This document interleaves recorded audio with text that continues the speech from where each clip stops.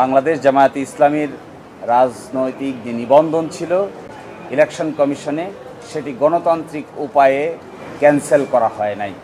তড়িঘড়ি করে ইলেকশন কমিশনের সামনে দরখাস্ত পেন্ডিং থাকা অবস্থায় আদালত মেজরিটির ভিত্তিতে এই রেজিস্ট্রেশনটাকে ক্যান্সেল করেছে। এর বিরুদ্ধে আমরা আপিল করেছিলাম। আপিল মামলার শুনানি হয়েছে, আগামীকালকে আবার শুনানি হবে।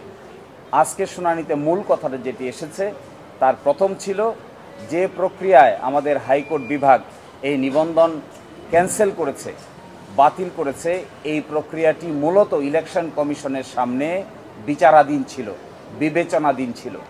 ইলেকশন কমিশনের সামনে বিবেচনাধীন কোনো বিষয় আদালত এইভাবে ক্যান্সেল করতে পারে না। এটিকে ইংরেজিতে বলে প্রিম্যাচিওর। আর সেকেন্ড কথা হলো, যারাই রিট পিটিশন দায়ের করেছিলেন তাদের কোনো লোকাল স্ট্যান্ডাই নাই। তারা নিজেরাই পক্ষ দোষে দুষ্ট, তারা নিজেরাই ইল মোটিভ নিয়ে রাজনৈতিকভাবে হেয় প্রতিপন্ন করার জন্যই এই মামলা দায়ের করেছিলেন।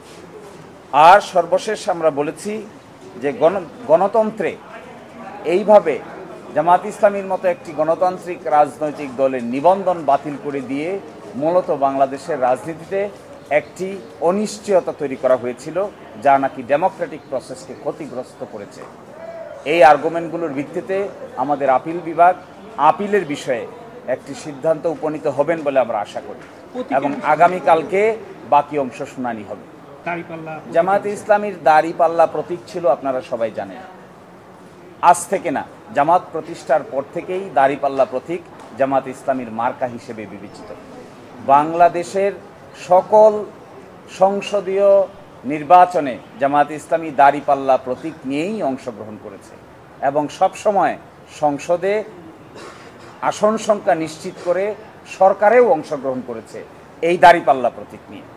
কিন্তু হঠাৎ করে 2016 সালে ফুল কোর্ট সভার একটা সিদ্ধান্তের ভিত্তিতে এই দাড়িপাল্লা প্রতীক ব্যবহার না করার জন্য নির্দেশ দেওয়া হয়।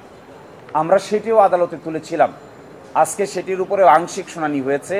এই প্রতীক সংক্রান্ত বিষয়ে আগামীকালকে সকাল 9টায় 1 নম্বর আইটেম হিসেবে শুনানি হবে। এরই মধ্যে আমরা চিন্তা ভাবনা করে আগামীকালকে আদালতের সামনে আমাদের বক্তব্য উপস্থাপন করব।